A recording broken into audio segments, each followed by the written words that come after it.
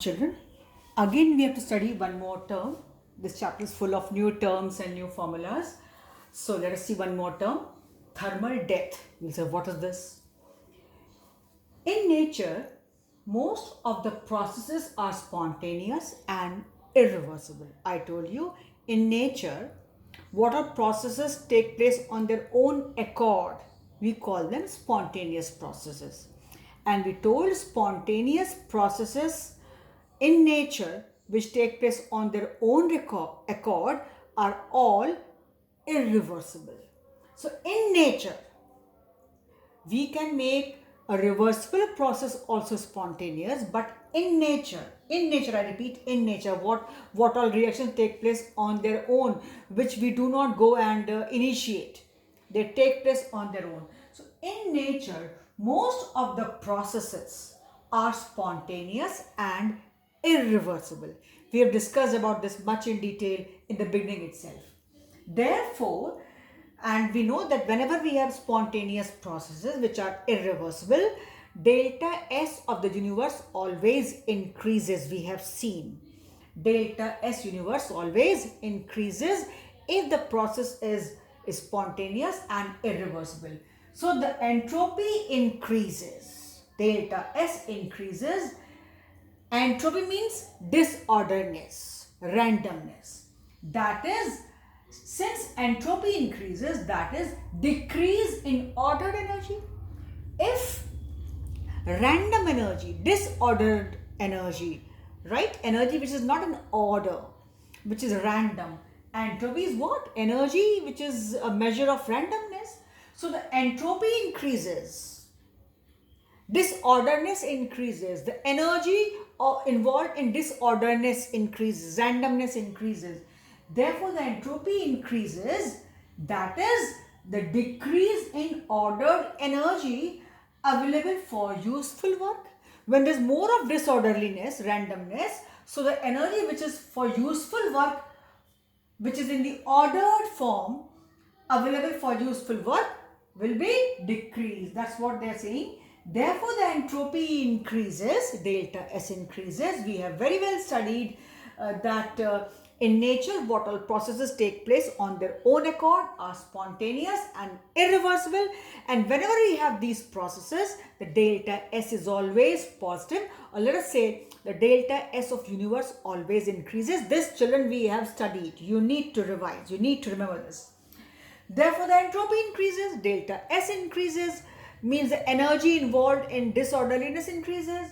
So if that disorderliness while energy increases, that is the decrease in ordered energy available for useful work decreases. If entropy increases, means the energy involved in randomness increases, disorderliness increases. Randomness means useful work gone, not possible. So that is the decrease in ordered energy available for useful work decreases.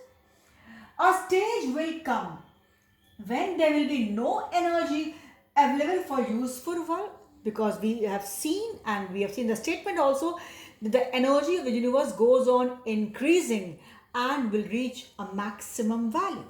So when entropy is increasing, so naturally the energy which is in the ordered manner, which is to be used for useful work, goes on decreasing, and a stage will come where when there will be no energy available for useful work, and this will totally paralyze our activities and life will come to a standstill. When the useful energy will not be there, this will paralyze our activities and life will come to a standstill. Such a state of affairs will correspond to thermal death of inhabitants of the universe. In short, because entropy of the universe increases. Why? Because in nature, most of the processes are spontaneous. Spontaneous means they take place on their own accord and they are irreversible. And in such cases, entropy of the universe always increases. We have seen this statement also, and will reach a maximum. So when entropy increases, means the decrease in ordered energy will take place, which is to be used for useful work. A stage will come when there will be no energy available for useful work. This will paralyze our activities, and a stage will come to, and a point, the life will come to a standstill. Such a state of affairs will correspond to thermal death of inhabitants of the universe. Just a term to be known. So I explained you, and this is all for today, children. Thank you. Thank you. This is not something difficult. If you again see the video, you'll be able to understand. So this is all for today. But keep revising all those formulas because they are used somewhere. Entropy studied somewhere else will be used somewhere else. So it's a bit tough chapter in the sense, seems to be a little dry chapter because it's difficult to relate things as you have been able to do for other chapters. Here it is not so. So please revise it on the regular basis, and sincerely, the chapter is difficult. And not only here, children, the chapter is even important for your competitions. So please work hard for this chapter. Thank you, children. And this is all for today.